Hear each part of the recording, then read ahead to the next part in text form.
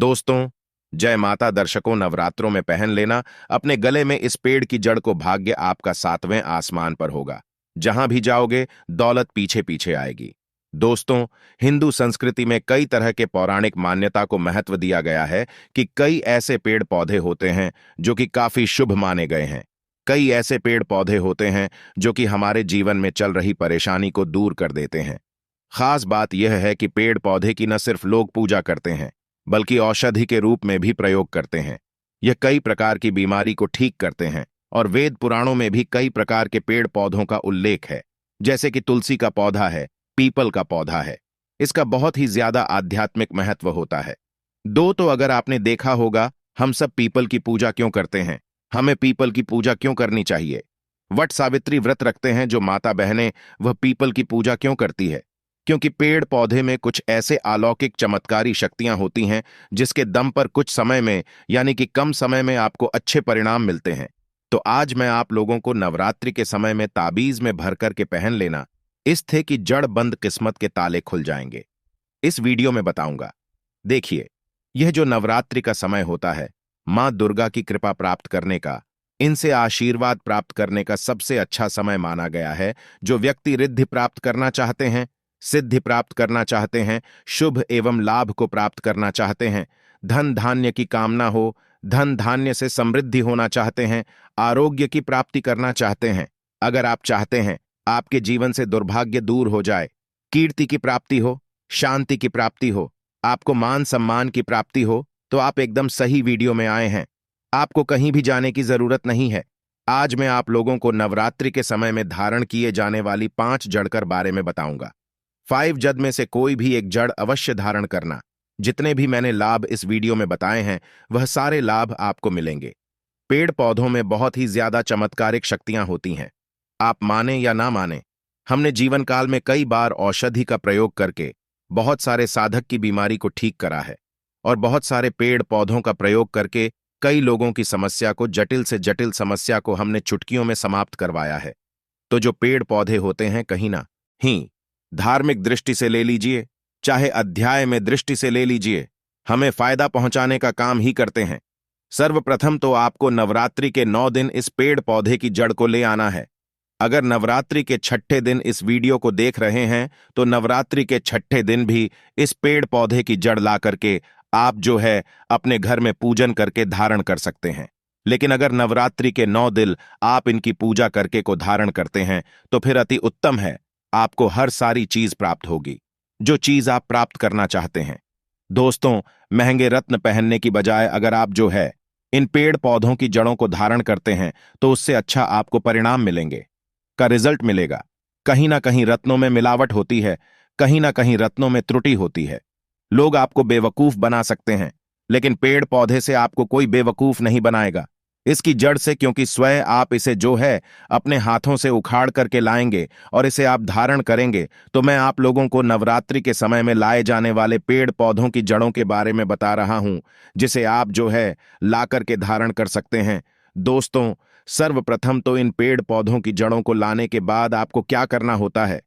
इसे देवी प्रतिमा की तरह 9 दिन तक पूजा करनी होती है। जैसे माता दुर्गा की पूजा करते हैं, ठीक उसी प्रकार इन पेड़ पौधों की जड़ों को ला करके 9 दिन तक आपको पूजा करनी होती है। और 10वें दिन जो विजयदशमी होती है, उस दिन चांदी के ताबीज में भर करके पहनना होता है। अगर आपका सामर्थ्य नहीं है कि चांदी का ताबीज जो है आप ले सके, तो आप जो है बिना चांदी के ताबीज के भी पहन सकते हैं। जो तांबे के ताबीज आते हैं, उसमें आप जो है धारण करके जो है डाल करके धारण कर सकते हैं। तो आइए इस वीडियो में जानते हैं कि कौन सी चीज को हमें नवरात्रि के समय में कौन सी को ला करके धारण करना चाहिए, पहनना चाहिए। 5 जड़कर बारे में बता रहा हूं।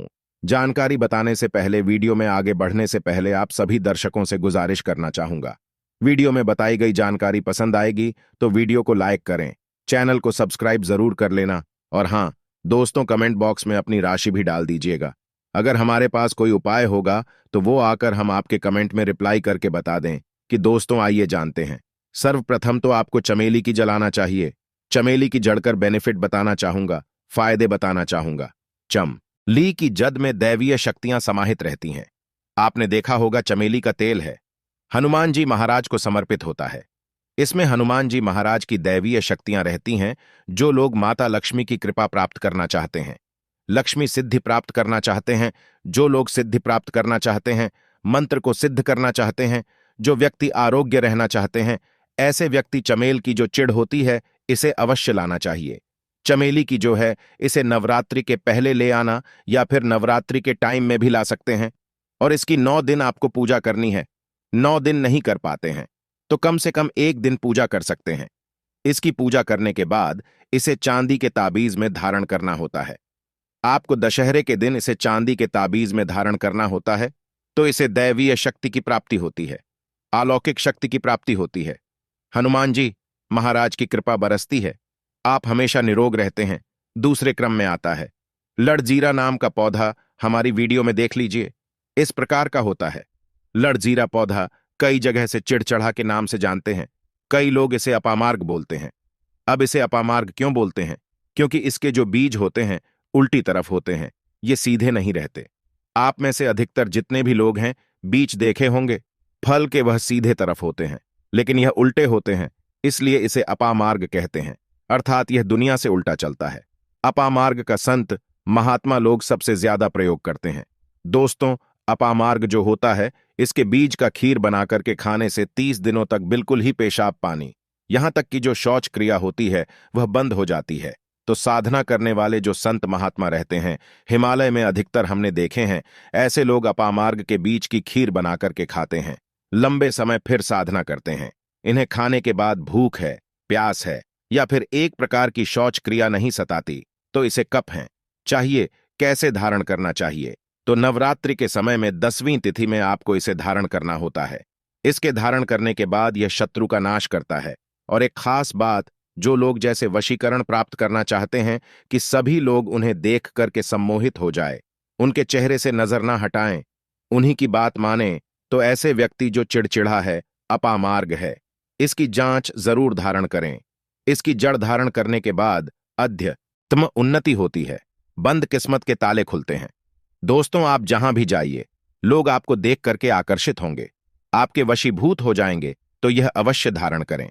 इसे पहनने के बाद जो नवग्रह की पीड़ा होती है, नवग्रह में से किसी भी प्रकार के जो ग्रह है आपको गलत परिणाम दे रहे हैं, गलत फल दे रहे हैं, तो गलत फल देना बंद कर देते हैं, स्थिर हो जाते हैं।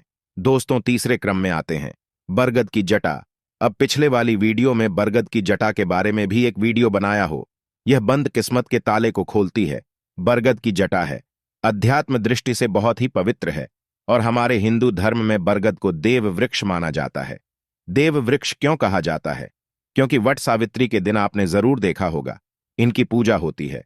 जो बरगद है यह देव वृक्ष कहे गए हैं।